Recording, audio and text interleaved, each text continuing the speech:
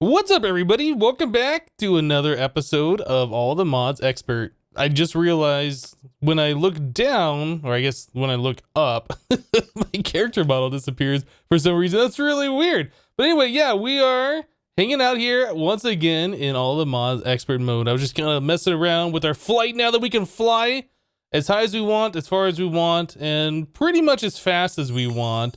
Very good. Hey, thanks. These guys just keep giving me these different things.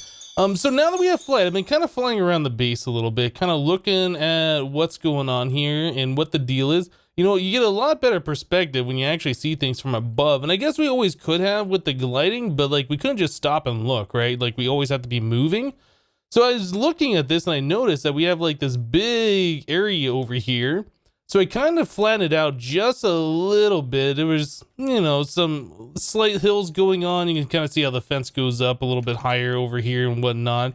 But yeah, previously, I don't know why we never used this area over here. That would have been great for setting up our Britannia area. We kind of need like a big open area for that. And we also have our other stuff from the Roots mod over here. Anyway, so we put that here. You can see there's some stone down here. Yeah, I started putting in the roof down below like I said I was going to. And it turns out the terrain just gets lower and lower over here. So if I were to open up everything underneath and then put the roof in, yeah, we're gonna have a lot of exposed stone here. So we might end up having to do some terraforming. I'm not quite sure what we're gonna do. Anyway, let's head downstairs. I'll show you guys what that's looking like now. Now that I've spent a little bit of time and done some things down here, we actually, in fact, have a ceiling. So yes, I've taken the time. I've finally replaced all the blocks. Using the swapping wand was very, very useful for doing this. Unfortunately, the swapping wand doesn't have a lot of RF storage. So like you can swap maybe, well, I don't know, 3 or 4 stacks worth of blocks and you got to recharge it again. So there's a few things I'd like to do, more quality of life improvements for that. Like I would like to get a wireless charger. Wireless charger, if I could spell it correctly. I'd like to get a wireless charger, but unfortunately, in order to do that, we need octadic capacitors, and that requires ludicrite, which we have no way of getting at this point in time. So I think it might be time that we look at doing big reactors. To get the ludicrate dust, we need, well, actually, the ludicrate block. Let's do that. To get the ludicrate block, we need plutonium, which is cyanide that's been reprocessed, right? Well, I guess in extreme reactors, it's slightly different than the big reactors mod. To get plutonium, we have to take cyanide dust. This is the stuff that gets the yellowite turns into when it's spent fuel, right? So we take the cyanide dust and we mix it with the tiny piles of plutonium in an arc furnace, and then we get the plutonium. So yeah, so once we get a few of those plutoniums, we can make the ludicrate, and then once we get the ludicrate, we can start making things out of it, like our octadic capacitors. Now, getting into extreme reactors would be very good as well, so we can up our power supply even further and make sure we can power things like our nanobot beacon without that solar panel, and so on and so forth. Other things I'd like to do is get into the Ender IO wireless power transmission, which is from the dimensional transceiver. These guys right here also require octadic capacitors, so we haven't been able to make those yet. So getting into big reactors, extreme reactors makes a lot of sense at this point. I don't think I've looked fully into it. There might be something that's blocking us from getting in there. I'm just step away from the village just for a minute. There might be something else that's blocking us from getting into that. But yeah, we'll go ahead and take a look at that. Other things that I'd like to do, I made 6 more ME controllers. I would like to move our ME system, expand it out, and start using it more appropriately. Oh yeah, I guess I should also mention this. I did expand out our open area here. Before, this was solid all the way over here, and we kind of dug out a little bit for our ember stuff, like at the start, our enchanting table, and yeah, this was where our demon well crystals were right up against the wall right here. So I pushed this back a little bit. I ran into a lake that was here. This is that exposed stone that's up above. I filled in the lake, and then I kind of stopped because I wasn't sure what I was going to do with this, if we're going to keep it at the same level or if we're going to step down or whatnot. But yeah, anyway, so getting into applied energistics, beefing it up, making it more useful is something that I'm very, very interested in. Automating some of these processes that I've been doing manually most of this time. So yeah, I think over here, this is the very center of the base from that wall to this wall. It's 74 blocks this way, 74 blocks that way. This is a 75th block in the center here. I think we're gonna set up our ME controllers over here, and we're gonna set up a multi-block controller. We'll start getting into P2Ps, using that a little bit more to send applied energistics around the base. I think that just makes a lot of sense. So let me get rid of this block right here. Actually, do I want that one gone? Pretty much what I want to do. I want to set up the multi-block structure. I know it's 7 by 7 by 7 if we go for the full thing. Actually, you know what? We'll leave it right there. I think that's just fine. Let's use this. Yeah, I think we'll do that. So we'll go out 3 on that side, 2 on this side. The existing ME controller we have over there, we'll put on this side over here, and that'll be the center of our multi-block. Yeah, we'll start connecting a lot of these channels and putting them through P2Ps. That way we can run P2P connections everywhere and get all the channels that we need where we need them. Okay, so next step is I'm gonna move like our storage disks. I'm gonna move our other controller over there. We need to make sure we get power so that thing works, and then we have access to our items. I did make some more glass cable. Yeah, we got 152 of those. In fact, I was also making some more of the processors too. So if we need any of these things, we have access to it. That wand works wonderfully on the advanced inscriber. Here, I'll show you guys.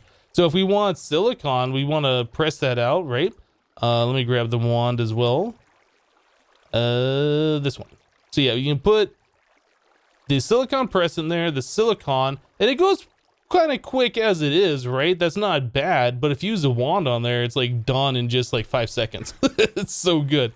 So yes, I've been just making a bunch of circuits and processors and things like that, just because it's so fast to do now. We don't have to wait on anything. But yeah, getting that automated and stuff like that is definitely something I want to do in the future.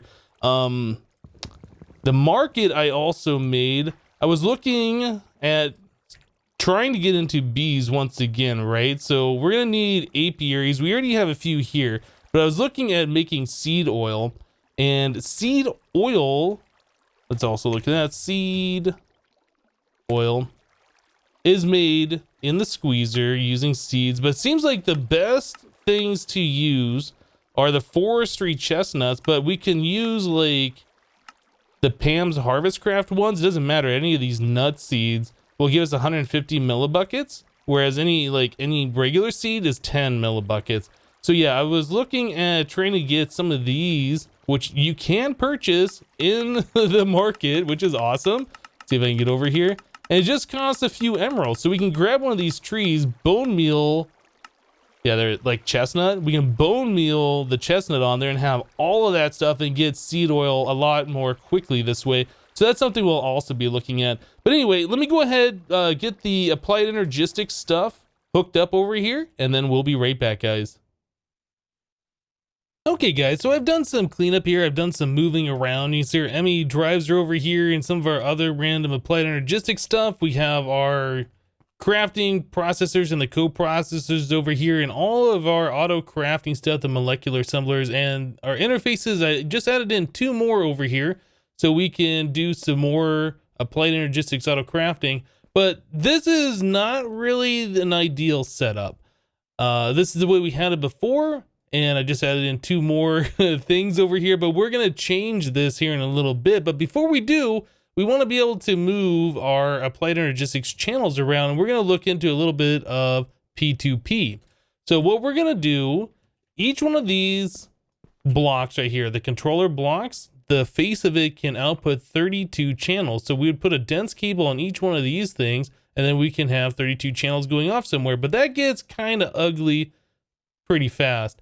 So what we're going to end up doing, we're going to use dense cables here specifically so we can see how many channels are going to be used per P2P tunnel. This is absolutely not necessary. You can just put the P2P tunnel directly on the interface, or I'm sorry, directly on the ME controller. But I like having this here so I can tell at a glance when I look at our ME controller where our channels are being used and which ones are free. That's my own personal preference. So if we put another cable here, they connect together, and that's not good. We want to keep these things separated so each face has its own separate channels. So let's get rid of this cable. So in order to do that, we can do a few things. The way I like doing is just using cable anchors. So we'll do that. Grab some cable anchors. We'll just put a cable anchor here, and then we can put another dense cable here, and that'll just keep them separated so they don't connect at all. So we're going to do this on all of these backside faces here, just so we have plenty of channels available. Another one of those. Anchor, dense, anchor, dense. Cool. And then we can put our P2P tunnels right on the back like this. Okay. So now those are all ready to be connected to somewhere, but they're not connected to anywhere just yet. So now we got to figure that out.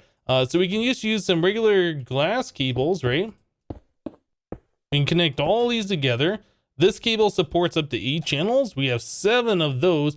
Now all we got to do is just bring that over and connect that to an interface connection somewhere. It doesn't really matter where, but we got to connect it somewhere. How do I want to do that? You know, let's put another anchor here, and then we will just wrap this over the top so this cable doesn't connect to the part that's going to be sent through the P2P, right? So if we do that, now all 7 of these P2P connections are connected to this controller block right here. So that's good. Now anywhere on the network, we can connect this P2P channel to, let's say over here, to our IC2 stuff. This really needs to be reworked, and it's very, very badly done. I would like to get interfaces on each of these machines so we can do auto crafting. Yeah, so that's probably one of the first things we're going to work on. Now, when I run ME cable specifically for the P2Ps, I like changing the color of that. So we're going to use some ME dense cable to go underneath our floor here in our little subfloor area. I think that'll make like 8 of them because it has to craft 8 red ones at a time. Yeah, we'll go ahead and we'll grab some of these guys like so. I think directly underneath the center should be okay for us to do this. We'll just bring that directly down. Now we're not connecting any machines to this. This is only going to connect P2P tunnels that will allow us to connect machines to that. So let's go underneath. It'll be a little bit easier to explain, I guess, when we get this thing mostly hooked up. So pretty much red connects to red, and at the end of red, we'll always have a P2P, and then at the end of the P2P, we'll have our regular network cables, right? Okay, so now we want to run this over to where that needs to be. I can run dense cable over if I want to, or since this is a dense cable, I can run a ME glass cable. We get 8 channels per, so you can do that on 4 sides, right? Let me grab my wand real quick. Get up here. I need to get some more ME glass cable. We will make some red ones so we know that this is P2P only. Okay. So now I can just run this all the way over here. I don't know how far I need to run it. I guess we should figure that out. Which block are we at? It needs to come over. Let's just do it like this. We'll bring it over to right there. Okay, so we'll just keep on trucking this cable over. Oop, okay, so that connects to the Fluex, and we don't want that to connect there. We're going to break that for now. Get rid of this one. Fill in our hole. Okay, so now we can come back upstairs. So now we have this cable right here. Actually, you know what? I'm going to bring that down one more, I do believe. Okay, we'll put a P2P tunnel on there, and then at the end of that, we can just use a Fluix cable, and this will provide 32 channels to over here. So that's going to be quite nice. We do have to link that P2P channel, that P2P tunnel over here to one of these. So let's get that done. So we need to get ourselves a memory card. So I will link it to this one. What just happened here? Why does that look weird now? Oh, okay, well, that's not what I wanted to do. Apparently, I pasted the settings and I turned it into an EU one, so let's click that with a glass cable. I was supposed to shift right-click, copy device configuration of memory card. Okay, good. So now we need to come over here and just right-click on this thing. Okay, so now this P2P tunnel is connected to that one over there, so we have 32 channels over here. Now we can connect this to the rest of the network just fine. So I'll just go ahead and do that. Okay, so now everything's connected like it should be.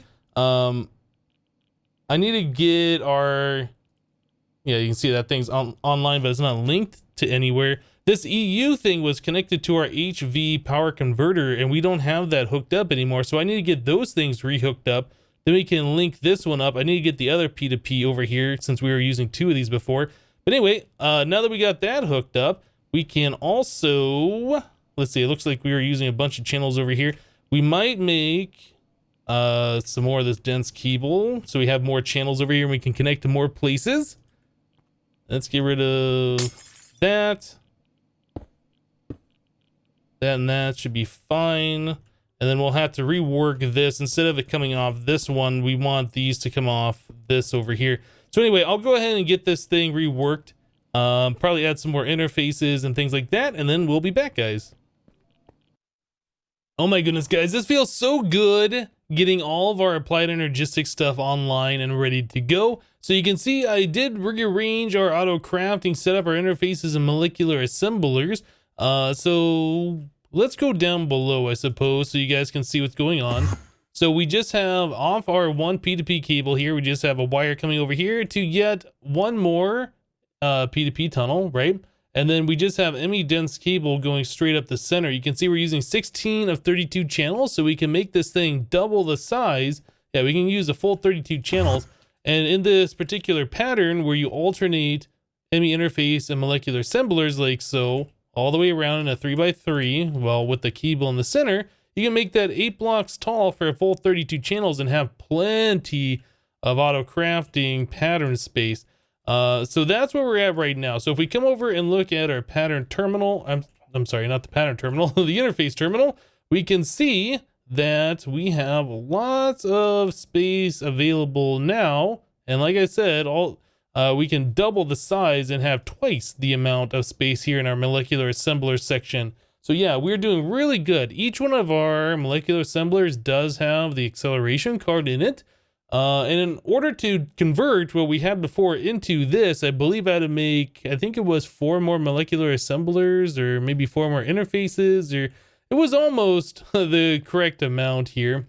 Anyway, so we have that all set up now, and that is really nice. So again, that's just running right off this one P2P channel that comes, or I'm sorry, P2P cable that comes over there and links the P2Ps to this one, right? So this is using 16 channels, just the same.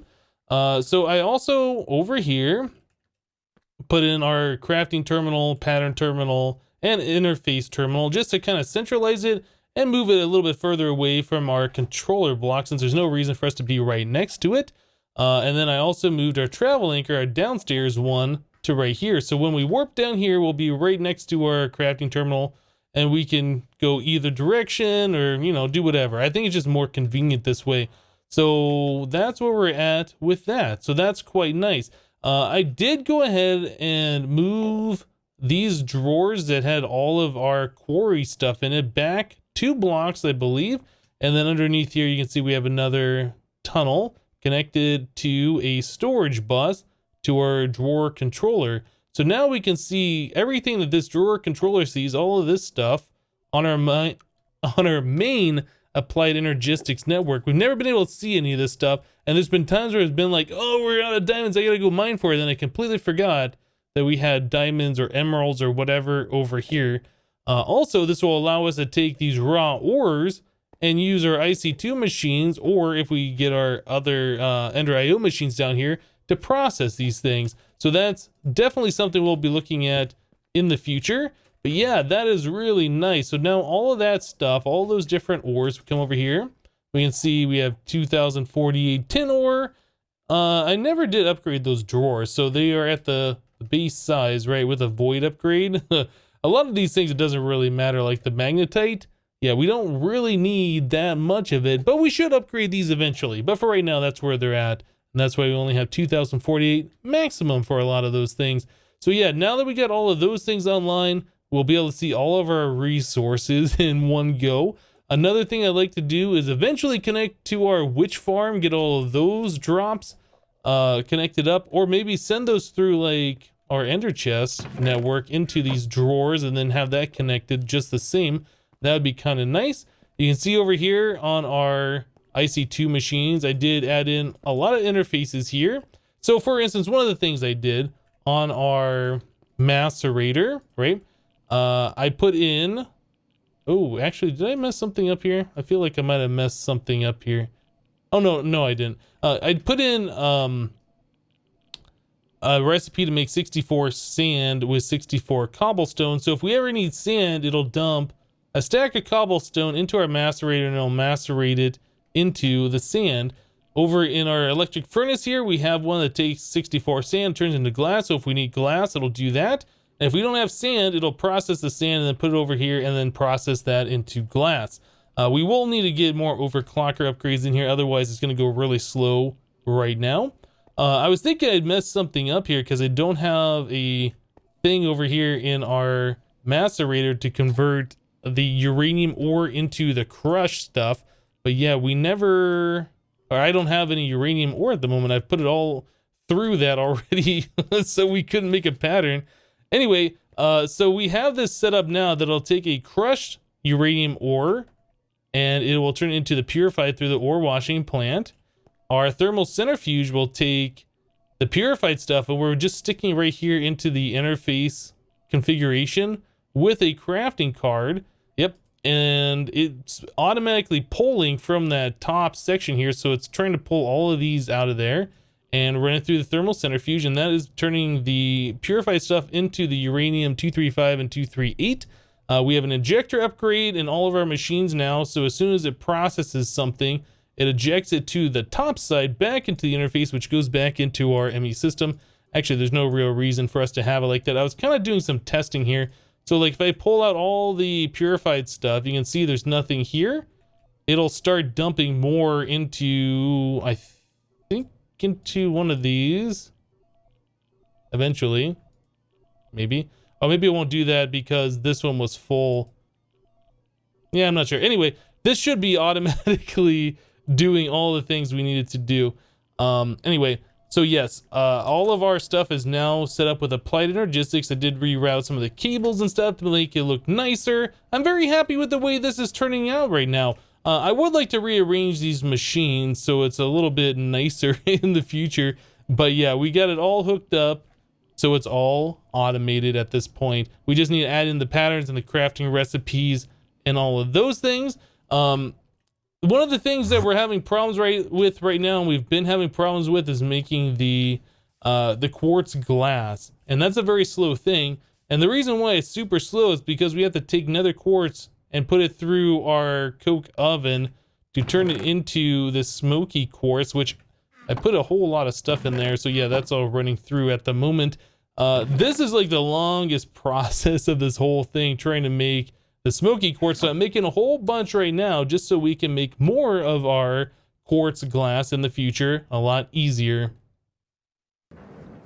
A while ago, in preparations for doing extreme reactors, I put through a full chest, like 27 stacks worth of coal coke, I guess. Was it the andesite stuff? Not andesite, I can't remember the name of it. Anyway, one of the different types of coals. I put it through here so we can get the coal coke. Let's take a look at this. The recipe from that comes from this, and that comes from anthracite. Anyway, so yeah, I put in a full chest full of this to get the coal coke. I'm now running the coal coke through our crusher here, right? Eventually we'll move these downstairs and get everything automated. So now that we got the coke dust, we have to put that into our industrial squeezer over here. And it can do a lot of this stuff at once, which is quite nice. We can get 8 of the HOP graphite dust very quickly. So anyway, now that we got that stuff, we have to run that through a furnace. Let's just do furnace only, and we'll put it through here to get the HOP graphite ingots, which are required to make the reactor casing. So we need steel, HOP graphite, and the reactor casing core, which is more steel, some gold, and then the steel scaffolding, which is more steel. You get 6 of these from 3 steel plus 3 of the steel rods, which is again more steel. So lots of steel goes into this. We can make steel a lot easier than we have been able to in the past. Now that we have the metallurgic infuser over here, you can infuse iron with coal, and I believe that makes like an enriched iron. Then you do that again, and then you get like a steel powder. Anyway, and then you can smelt that, and then you get more steel. So we'll probably be setting that up in the future as well.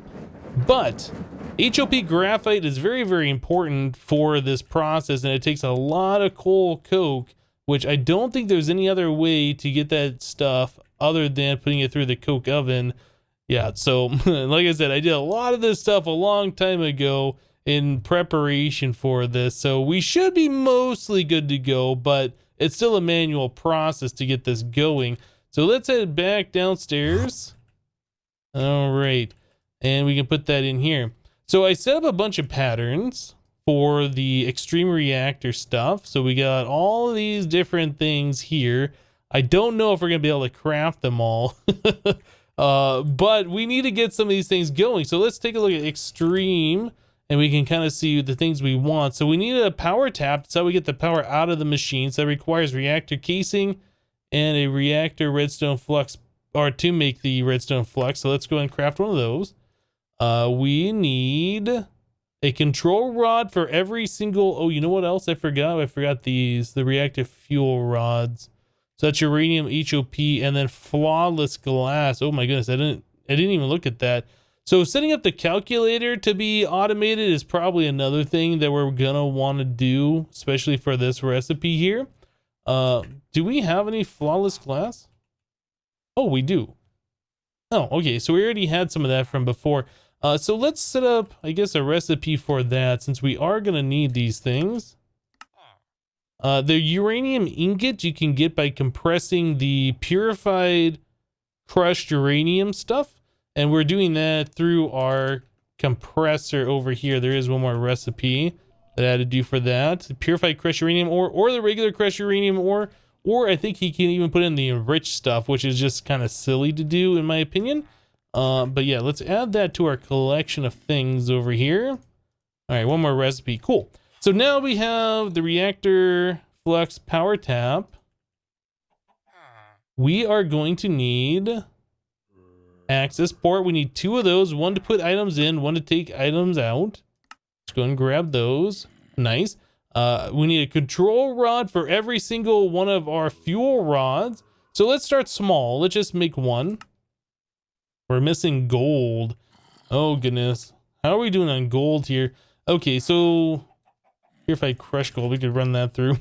Were we missing just 1 gold, or was it more than 1? I don't know. That was the control rod, I do believe. Yeah, we need a bunch of that. Okay, so macerating gold, we need to get all these different things set up. We don't have our ore processing automated, and we still need to get more of these overclockers going, otherwise things just take so long. The crushed gold we could run through the ore washing plant, but again, no overclockers, so we're not going to do that. Let me just go ahead and grab the crushed gold, and we'll just smelt that directly. And move our overclockers over once again. Okay, so yes, getting those machines automated is a thing that we're definitely going to be working on here very soon. All right, so we need the control rod. Just 1 of those. We will do, I guess, 3 of the reactive fuel rods.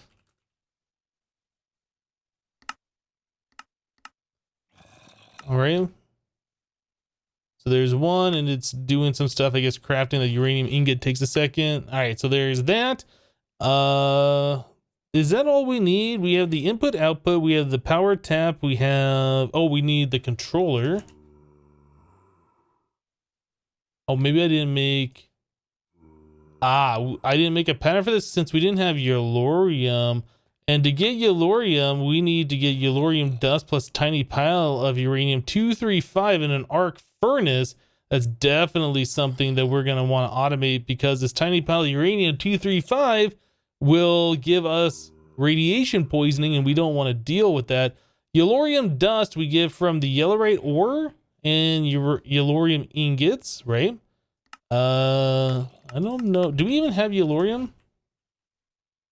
No, we haven't even gotten yellorium yet. So guess I'm getting pretty far ahead of myself here. How do we get yellorium? Let's take a look real quick. Our yellorite ore.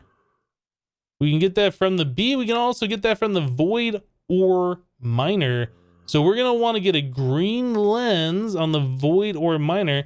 That's a thing we haven't made yet. I think we can disassemble our void resource miner and swap it over to the void ore miner, right?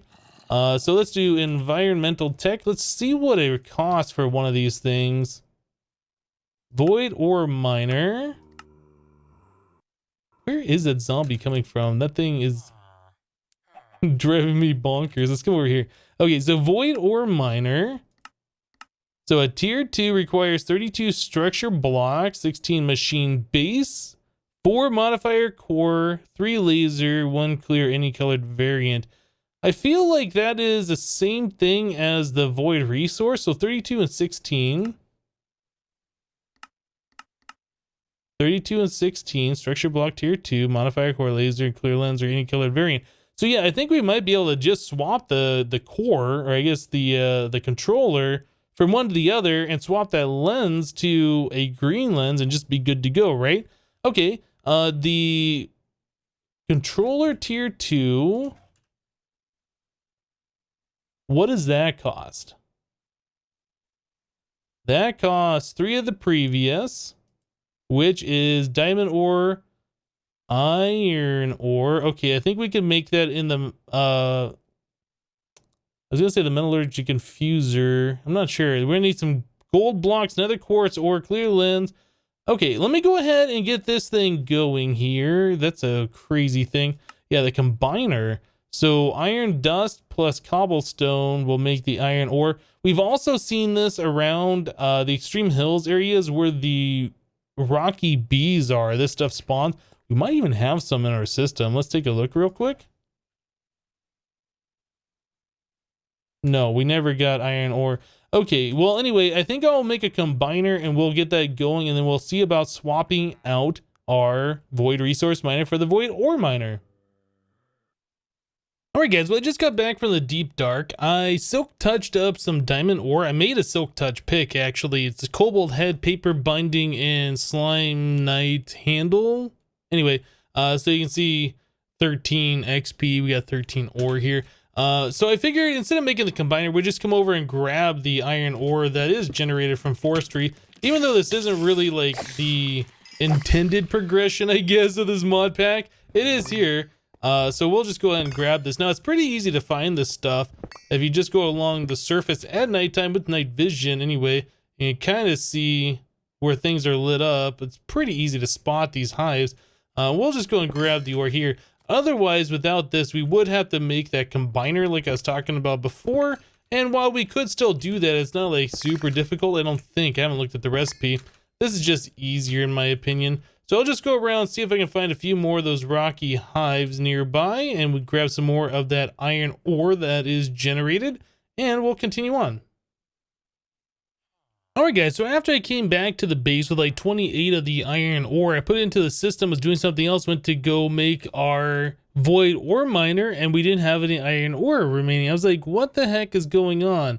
Yeah, apparently this is ore dictionary name ore iron, which is the same as this over here, this rockhounding one. We grab one of these, it says ore iron on it as well. Since that was in a storage drawer, and that was part of our thing over here with the highest priority, the iron ore went into that drawer and got converted and pretty much deleted. So yeah, a way that we can fix that, if we take a drawer such as this, put an iron ore in there, and then we grab a stack of this stuff, for instance. You can see there's only one in there. If I right click that into there, we now got 65. So we can convert it both ways. So we'll probably end up taking this drawer, putting all the upgrades with it, and sticking it over there. So we just have the vanilla iron ore being collected. Anyway, with all of that done, with the silk touch, we had to go to the nether, grab some of the nether quartz ore. I was able to make ourselves a void ore miner controller tier 2. So we should be able to swap that directly with the resource miner that we have over here and start immediately collecting ores, which is going to be awesome. Oh, you know what? I did take away that controller. I forgot about that. All right, so we should just be able to slap this on here like so. That's gaining power. And yeah, look at that. We got resonating ore right away. Now, the other thing we need to do is swap that down here with the green lens. So let's make sure we get one of those. So we just need green dye. Guess I can just break that and then replace it. So it's this one. That's a white lens. Let's go grab ourselves some green dye. We should have, I think, some of the green floral powder. No, we don't. So we can make one of those. Grab some of that. We'll grab the pestle and mortar. Green floral powder. Put those away. Our white lens. Ooh, does that not work? Clear lens. Oh, it has to be a clear. So how do you make a clear lens? Oh, you put the white lens in your crafting grid and it just turns it clear. Okay, so we need to get rid of the white on there. Now we got a clear lens. Now we have a green lens. Aha. I knew there was going to be a way to do that. Okay, so now we can take the green lens, put that right there with our laser core on top. The multi-block structure should continue. And to speed things up, we can use our acceleration wand like we've done before. And just sit there and right click on this for a little while. Hopefully the multi-block has realized that's back together again. And it has not. Did I do something wrong there?